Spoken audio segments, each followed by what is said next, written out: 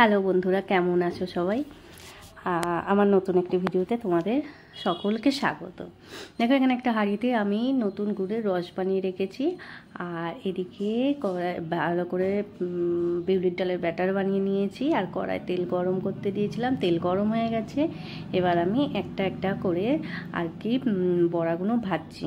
তো ব্যাটারটা বানাতে তেমন কিছুই নেই। বিউলির ডাল সারা রাত ভিজিয়ে রেখেছিলাম, রাখার পরে ডালটাকে ভালো করে আমি শুধু মিক্সিতে বেটেছি, ভালো করে বেটে নিয়েছিলাম। আর বাটার পরে সেটার মধ্যে একটু মৌরি দিয়ে মিশিয়ে নিয়েছিলাম, গোটা মৌরি দিয়ে এরকম ছোটো ছোটো বল বল বল বল করে ভেজে তুলে নিয়েছি বড়া।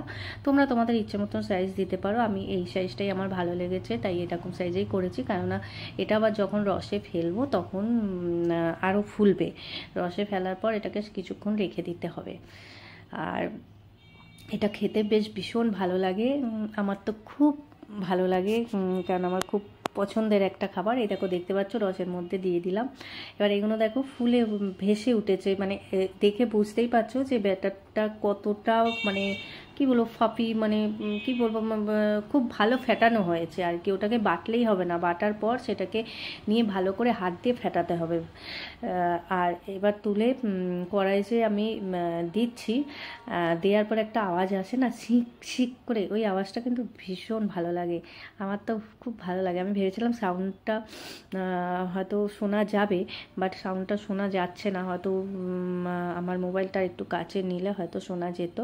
তো এইভাবে আমি আর কি বড়াগুলো ভেজে ভেজে এতে রসে দিচ্ছি। রসটা ঠান্ডা হয়ে গেছে অনেকটাই, আর তার মধ্যে যখন গরম এটা দিচ্ছি না, তখন বেশ ভালো ছ্যাঁক করে একটা আওয়াজও আসছে। আর এবার এটাকে এরকমভাবে যতগুলো মানে তোমার বাড়িতে যেরকম তোমার মেম্বার আছে সেই অনুযায়ী তোমরা ডালটা আন্দাজ করে ভিজোতে দেবে।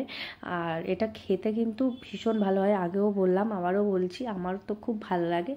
রসটা আমি নতুন গুড়ের রসই বানিয়েছি, এটা চিনি দিয়েও হয়, কিন্তু যেহেতু এখন শীতকাল, একটা গুড়ের সময়, তো ওই জন্য আর কি এই রসটা দিয়ে বেশি টেস্ট লাগে। চিনি দিয়েও ভালো লাগে, চিনির চেয়ে রসটাই বেশি বেটার হয়। দেখো, আমি ভিজিয়ে রেখেছিলাম অনেকক্ষণ ভিজেছি, মানে সারা রাতই ভেজানো ছিল। থাকার পর দেখো এগুলো বড়াগুলো কীরকম ইয়েতে, আর বড়াগুলোর ভেতরে না বেশ ভালো মতন রসগুলো ঢুকেছে, আর খুব সফট আর তুলতুলে হয়েছে। আমি তোলার আগে একটা চামচে করে আমি ভেঙে দেখলাম, মানে চামচটা একটু চাপ দিতেই পুরো ভেঙে যাচ্ছে, আর ভেতরে প্রচুর পরিমাণে রসটাকে টেনেছে।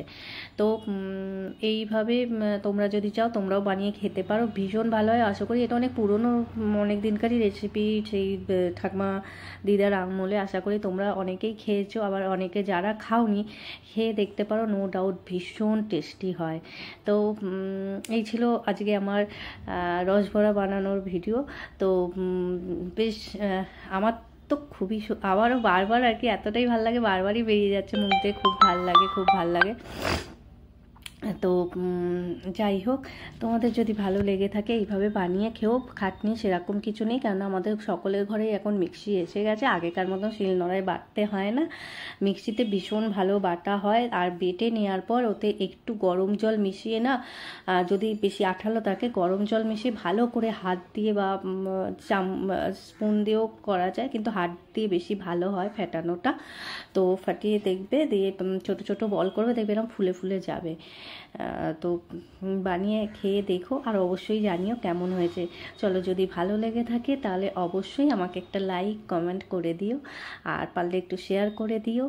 সবাই খুব ভালো থেকো, সুস্থ থেকো। টাটা। আবারও কোনো একটা ভিডিওতে তোমাদের সঙ্গে দেখা হবে, আবারও গল্প হবে। ভালো লাগে এরকম ছোটো ছোটো রান্না করতে, তোমরাও এরকম ছোটো ছোটো করে রান্না করে দেখো, তোমাদেরও ভালো লাগবে।